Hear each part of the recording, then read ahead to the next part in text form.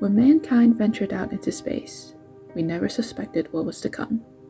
Our first inhabited planet was less than 30 light years away, far closer than we would have thought. The issue? Everyone was dead. The entire planet was like that.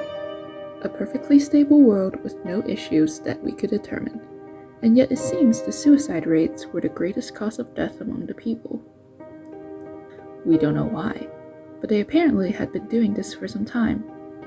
Years of study later showed that the reptile-like race had taken nearly 10 times as long as we did to reach the industrial age, and had not gone very far beyond that. Time went on, and we soon discovered that this was not an isolated occurrence. Species after species had killed each other and themselves off for one reason or another. Some had died off so early, only a few stone monuments marked that they had ever been there.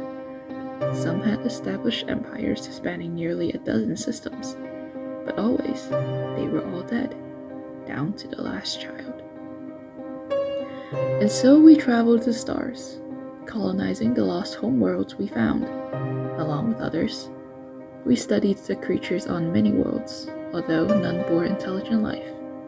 In time, we studied the technology of the more advanced dead races, gleaming a scientific secret or two we had missed. It was rather amusing to see the scientific community collectively slap their heads when they see the simple ideas and concepts they had missed. Once, and just once, we found a sentient race still alive, on a planet with 3/4 the gravity of Earth. A planet primarily dominated by jungles bore a race of insect-like scavengers. They were barely beyond the Stone Age, farming and agriculture still in its early days. We considered making contact, but in the end decided against it. They were a very violent race, and many would kill one another for the smallest detail. Suicide also seemed to be something they would resort to with little or no good reason. In fact, the entire race seemed insane. Long-term observation showed that after hatching, the individual would slowly but surely go insane, to the point where none reached old age. In fact, the only reason this race had not yet gone extinct is a combination of high birth rates, short lifespan, and a child being able to defend itself hours after birth.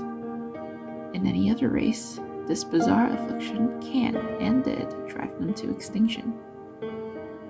For nearly 700 years, mankind grew and expanded. We did not find another living race during that time, or find out how we were immune. Many came up with theories, but none fit better than any others. Ethnic, religious, and cultural differences became less important when you were away from Earth, and in the end, those who could not agree simply lived on the different worlds. The UTA, United Terrain Alliance, controlled over 87% of mankind's colony from its seat of power on Earth. A few rogue factions cropped up. Piracy and smuggling saw a rebirth in this new space age, and mankind went on as it always had. Then, a moment that would change our history came. The UTA Dreadnought Supremacy was in essence a city in space, constructed with our most advanced technology to the point where systems were updated during construction, and having a length of nearly 7 miles, it was the mightiest ship we had ever created. The Supremacy was sent to investigate a new world our long-range sensors show had space-age technology upon it. It was farther out than we had ever traveled before, but not by much.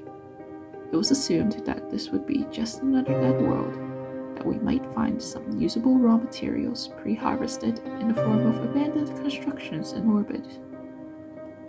What we found was an outpost of a spacefaring race, its people still alive and well. Dozens of ships were in orbit around a rocky, empty world, along with a space dock to repair and refuel them. They were remarkably primitive compared to our own, and much smaller.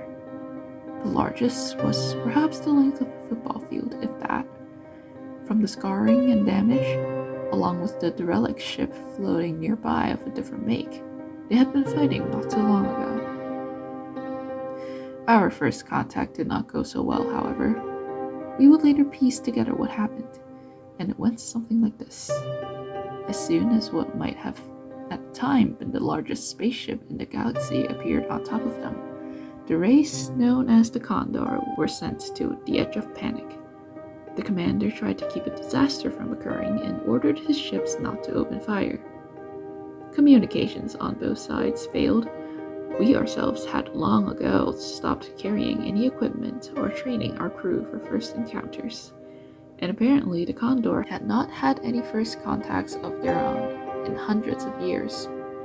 It also didn't help that our subspace communications were just advanced enough that the garbled words the poor Condor picked up on their outdated systems sounded horribly sinister and alien, even by the wide standards of the galaxy as it now was. One of the Condor's gunmen on the closest ship had a panic attack after hearing our garbled transmissions. He fired upon the Supremacy, which in a placating gesture had lowered his shields. The shot was able to reach the hull at a single point and cost the lives of 3 crewmen. The captain of Supremacy ordered the shields raised and a warning shot fired. Unlucky for the Condor, the concept of warning shots was alien to them, and they did not stop to ask why the single shot had missed. It was a short fight. The Supremacy blew away a single craft to secure its escaped victor. A sad but necessary tactic. This only hurt our reputation further, with what happened later. As we soon discovered, nearly 3% of the galaxy was part of what was known as the Veil of Madness. Any race within this sector of space would slowly but surely go insane.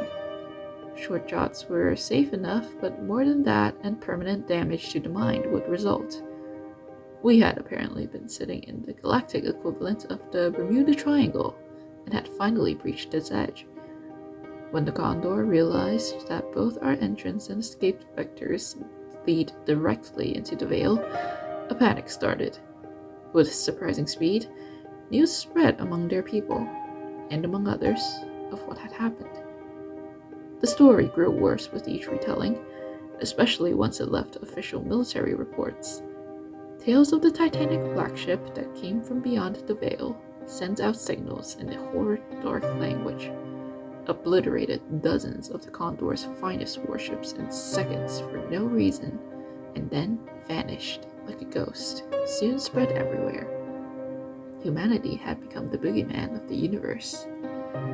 Raids from pirate groups further cemented our dark reputation, and in time, we came to work with the role.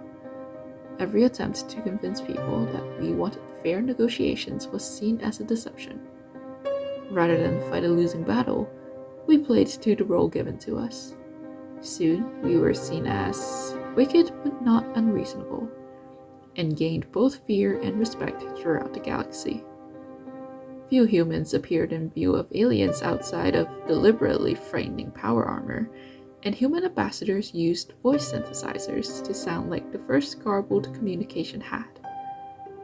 Looking back, it actually worked out in our favor. After years of contact, most alien races know almost nothing about humans other than exaggerated horror stories. They rarely bother us, and the ones that do never return home. The only bit of info we were more than happy to share with them was the reason we can live in the Veil. Turns out, we were all a little crazy to start with. I think the fact that we're able to pull the largest practical joke in the galaxy was already proof enough of that.